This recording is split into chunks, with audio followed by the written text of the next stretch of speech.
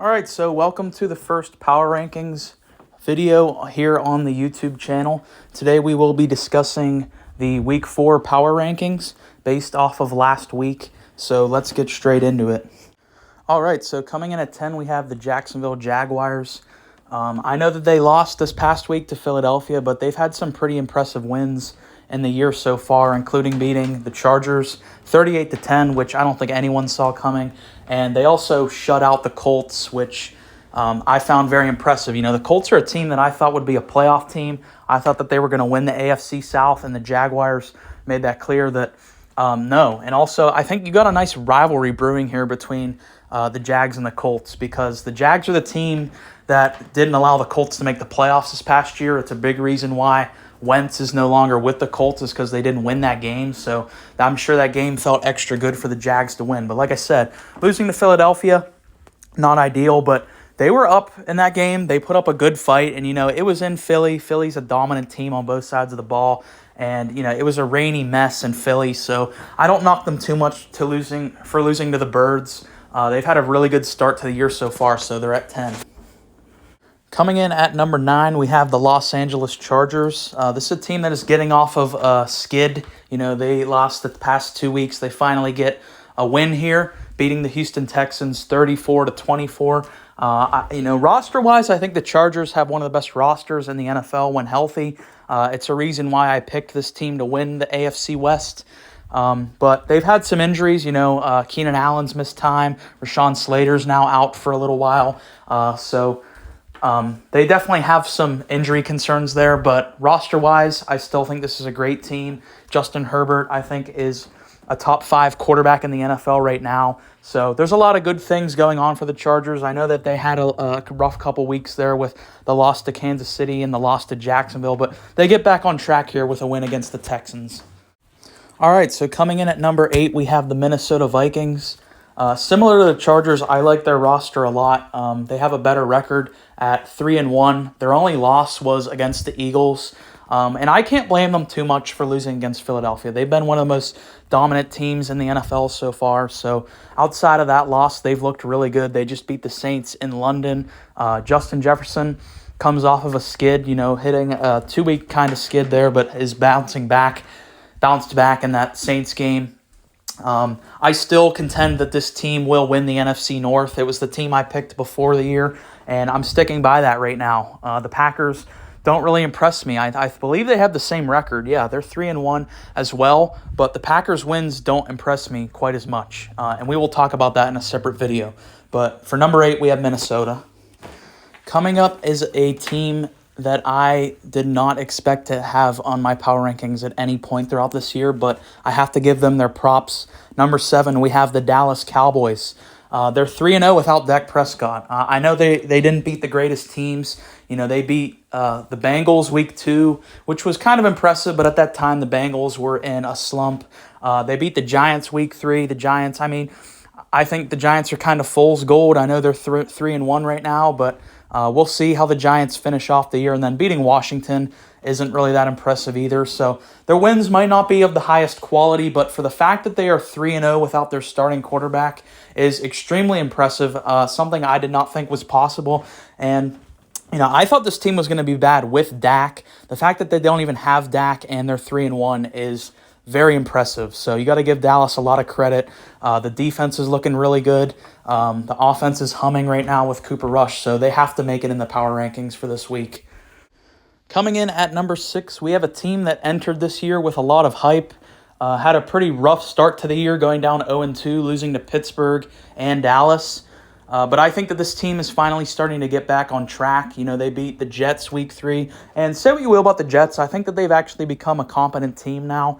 And then week 4, this past week, they defeated the Dolphins on Thursday night. Obviously, their win's not quite as impressive because Tua didn't play the full game, but the Dolphins outside of Tua still have a great roster. Bridgewater's a very competent quarterback, so I give them credit for that win. I think you're starting to see the Bengals get back on track, so they're at 6. And coming in at number 5, we have the Baltimore Ravens. I understand this team is 500 at the moment, but both of their losses I kind of view as flukes, particularly the Miami one where Lamar played a fantastic game. It's just the defense kind of blew it. You know, the Tua and the Dolphins were just humming in that fourth quarter. And also the Buffalo one, I didn't get to see too much of that game, but I know they were up for a large chunk of that game.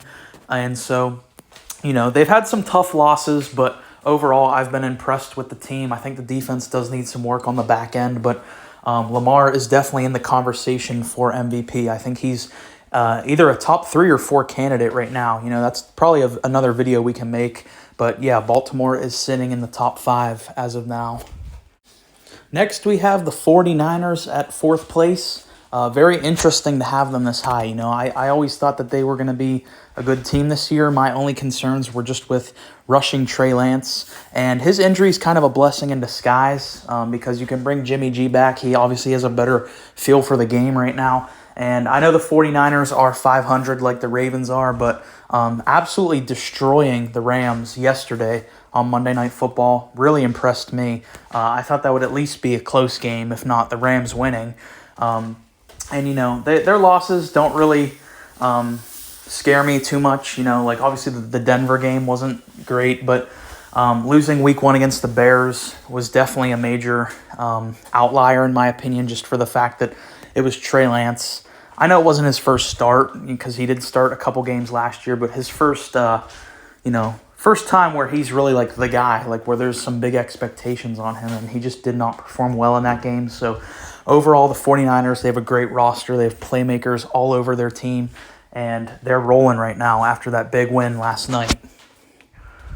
And at number 3, we have the Buffalo Bills, a team that a lot of people probably still have in that 1 spot. And I'm not denying the fact that the Bills, you can still make the case that they're the number 1 team in the NFL right now. I'm certainly expecting them to jump back up into that 1 spot in the near future. It's just for me, I do have some major concerns about their secondary right now. Micah Hyde is out for the year. The game against Miami, they started basically all young people, like all rookies or like younger players in the secondary. Big part of why they lost that game. And they won a very close game against Baltimore. I do give them credit for coming back in that game when they were down. But for right now, for me, the reason why they are at 3 and not 1 or 2 is the secondary concerns. But Josh Allen's been great. People around the league have him as the favorite to win MVP. You go on every major sports betting site, Josh Allen is the favorite to win MVP. He's not who I would have at MVP right now, but he's, of course, in the conversation. So Buffalo's at 3. And at number 2, yes, I do have the Chiefs over the Bills for this week, primarily for the fact that they're more healthy right now. But I do contend that Patrick Mahomes is better than Josh Allen. Matter of fact, if I had a vote in the MVP race, I would choose Mahomes over Allen.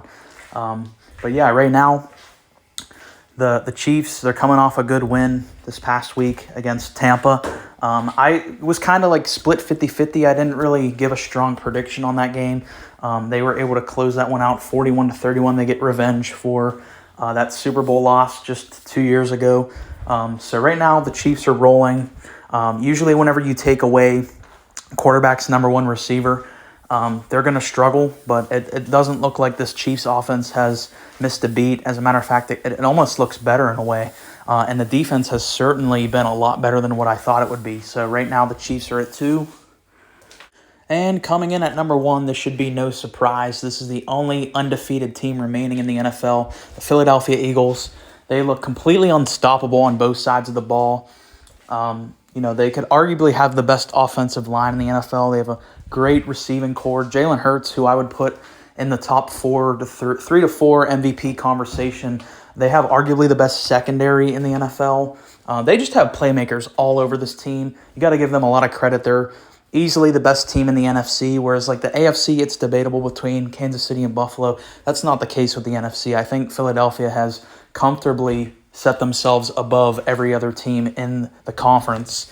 So as a big Jalen Hurts fan, this really excites me to see him get this success in the NFL. But that's my power rankings for week 4. Let me know in the comments what you guys think and what teams did I miss out on. Thanks for listening. See you next week.